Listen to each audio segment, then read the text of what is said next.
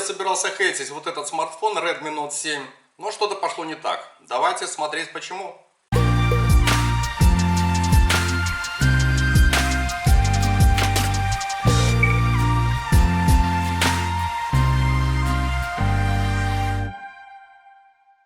Этот смартфон я купил в подарок своей дочке по ее настоятельному требованию, хотя предлагал рассмотреть серию А от Samsung, но почему-то молодежь поплыла от Xiaomi. Товар был приобретен в Беларуси в интернет-магазине Xiaomi Pro Buy за 419 рублей белорусских, чуть больше $200. Если приобретать на AliExpress.com данную глобальную версию, как здесь указано, то можно купить за $170-180, но смысла нет, потому что растаможка Беларуси покрыла бы всю эту экономию. Значит, в комплекте также есть вот такая русскоязычная инструкция. Она, кстати, один в один с теми, что вложены внутрь, с такими же иллюстрациями. Приобрел 23 июля. Почему-то на какой-то он акции там находится. В комплект, точнее в подарок, была предоставлена вот такая штучка. Это присоска на заднюю поверхность телефона или чехла, для вот того, чтобы удобнее было работать с телефоном. И кроме того, можно использовать как подставку. Вот эти фигурки, мордочки разные. Почему-то мне предоставили розовую свинью, хотя я не говорил, что приобрел для подарка своей дочери. И вот она как стаканчик такой, оп, так выскакивает. Есть два положения, но в принципе тут все проиллюстрировано. Да, сделано в Китае. И также в подарок, это все бесплатно, были предоставлены наушники Long Life. Дешевые китайские наушники с кабелем в резиновой оплетке. Вот такие затычки, дополнительных амбушюр нет резиновых. Металлические сеточки, ну сами пластиковые, Long Life.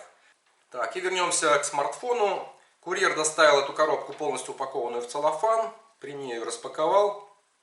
Как я здесь указывал, здесь глобальная версия. Все характеристики представлены на тыльной стороне коробки. С ними мы ознакомимся в процессе этого видео. Значит, 4 гигабайта оперативной памяти, 64 гигабайта внутренней ПЗУ. В верхнем конверте находится скрепка для вскрытия лотка для сим-карт и microSD. Также есть документация. В документацию входит user guide на нескольких языках. Сколько тут? Раз, два, три. На 7 языках, в основном европейские. И также гарантийный талон представлен, ну, тоже на 7 языках. Кроме того, в комплект идет фирменный чехол. Он силиконовый, мягкий, прозрачный, на грани которого указано, что дизайн от Mi. И есть еще какой-то номер.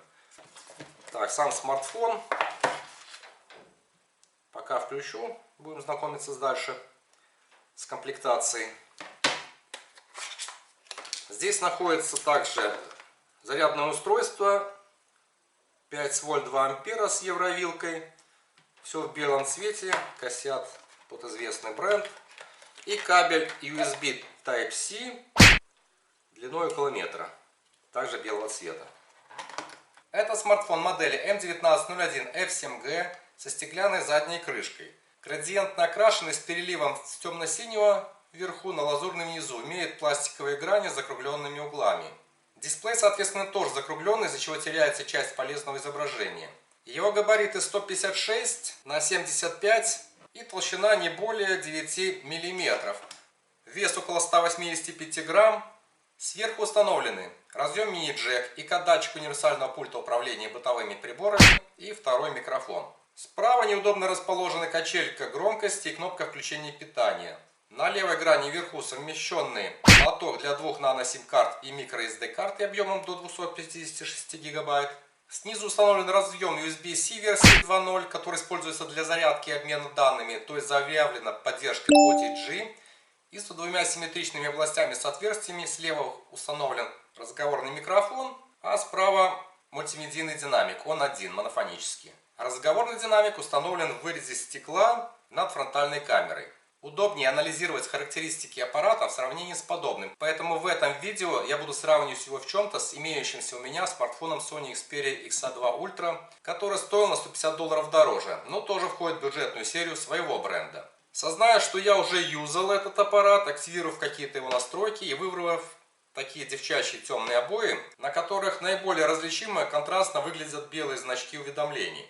В пресетах можно настроить отображение объема данных, сети и уровня заряда батареи в процентах.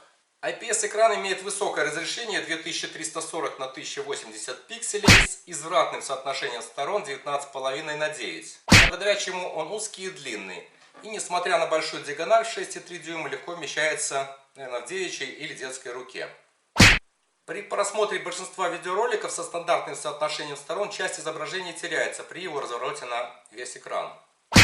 Дисплей тыльная стеклянная сторона покрыта олеофобной защитой Gorilla Glass 5 от Corning. Дисплей характеризуется широкими углами обзора, и по всему контуру имеется черная рамка, ширина которой варьируется по бокам от 2 мм, вверху мм 3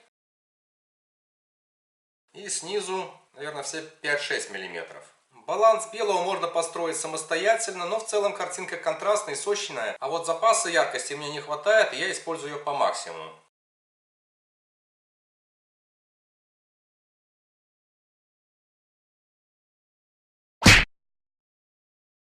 Если в настройках не выбраны жесты, то внизу на панели управления имеются 3 виртуальные кнопки. Домой, непривычно для пользователей смартфонов Sony, расположены в обратном порядке кнопки назад и запущенные приложения. Смартфон управляется операционной системой Android 9. Была обновлена фирменная прошивка MIUI до версии Global 10.3.6. Мощностей встроенного 8-ядерного процессора Qualcomm Snapdragon 660, работающего на частоте около 2 ГГц, и видеомодуля Adreno 512 вполне достаточно, чтобы не чувствовать себя задротом и поигрывать в современные мобильные игры.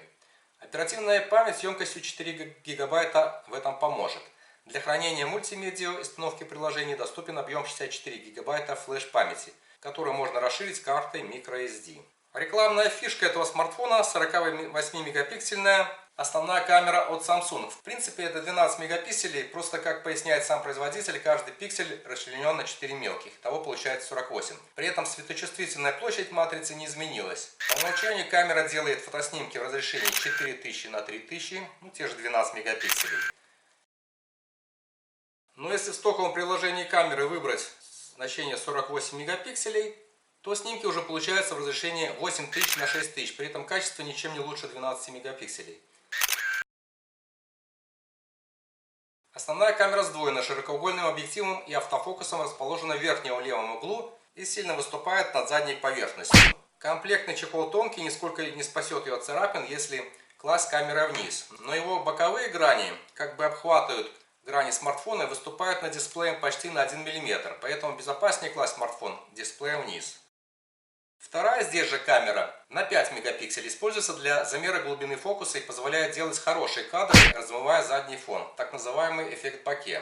Под камерой размещена фотовспышка, состоящая из 2 светодиодов, которую также можно активировать для сигнализации получения уведомлений. При ярком солнечном освещении основная камера делает отличную картинку.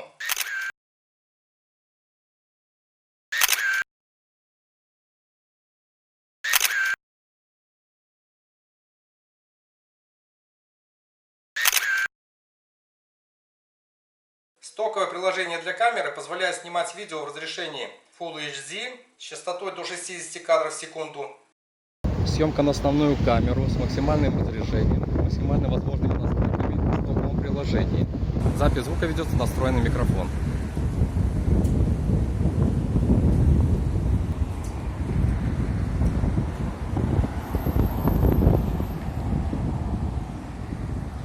Доступны замедленная съемка с частотой 120 кадров в секунду и ускоренная. А вот при контровом свете мне больше нравится, как снимает основная камера Sony. Во-первых, она снимает 4К 30 кадров в секунду. Обратите внимание, что справа в окне мы видим еще какой-то объект, в то же время слева окно очень сильно засвечивается, никакого объекта за окном уже не видно. Селфи-камера разрешением 13 мегапикселей позволяет снимать фотокадры в разрешении 3136 на 4224. Она врезана капелькой сверху в дисплей. Здесь нет вспышки, но в стоковом приложении можно активировать подсветку экрана. Фронтальная камера снимает в разрешении Full HD, но только 30 кадров в секунду. В режиме фото обеим камерам доступен HDR. В режиме видео только электронная стабилизация. Съемка возможна с видеокодеками H264 и H265. Присутствует ручная фокусировка по тапу на экране. Ну а в центре, неудобно низко под мою руку, находится дактилоскопический датчик. Срабатывает шустро. Звучание мультимедийного динамика более приятно моим ушам, чем в Sony. Звук здесь более сбалансирован и объемен.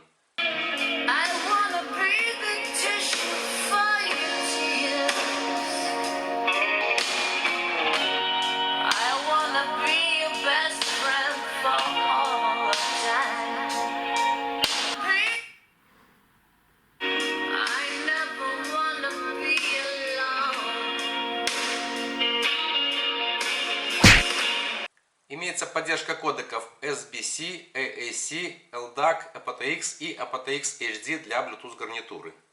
Для выравнивания ЧХ можно воспользоваться эквалайзером. Возможно запись голоса с микрофона и сохранение файла в любых форматах. Микрофон качественно передает звук, собеседник вас слышит отлично, как, впрочем, и вы его. Проверка записи микрофона Redmi Note 7 и Sony Xperia XA2 Ultra. Вот чем меня покорил этот бюджетник, это дальнобойными модулями беспроводной связи. Двухдиапазонный Wi-Fi этого аппарата поддерживает связь даже там, где мой бюджетник от Sony эту самую связь уже теряет. Смартфон может транслировать изображение на экран монитора с помощью протоколов Wi-Fi Direct и Wi-Fi Display.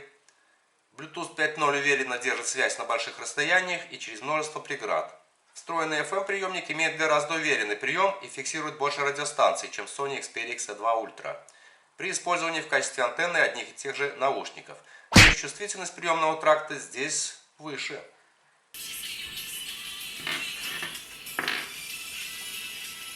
Смартфон поддерживает многие типы сетей, включая LTE и навигацию GPS и GLONASS. А вот NFC в нем нет, и тут он проигрывает Sony. IK-порты, поддерживая его стоковое приложение Mi Pult, позволит управлять домашней бытовой техникой разных производителей. Redmi Note 7, как и мой Sony XA2 Ultra, поддерживает быструю зарядку. Однако он так же, как и мой, комплектуется только адаптером на 5 вольт 2 ампера. Первая зарядка смартфона осуществляется током 1,85 ампера. Нестандартно возле порта USB-C имеется один вот такой крошечный белый светодиод, который горит во время зарядки и мигает во время получения уведомлений. Вот как, значит, светодиод гаснет, когда батарея заряжена. Залилось сюда за 2,5 часа 3714, ну и заявленных 4000. Вот такой результат. Ну, емкости аккумулятора мне аналогично, как и в Sony, хватает на двое суток. Так, ну и какой же вывод? Конечно, это современный смартфон с большим экраном для коммуникаций. В элегантном таком, но компактном корпусе. Однозначно это девчачий аппарат, и я думаю, что дочке моей понравится, тем более, что она настояла именно сама на этой модели. Таков мой вывод о нем. Спасибо за просмотр, с вас подписка на канал и до встречи здесь же. Пока, увидимся.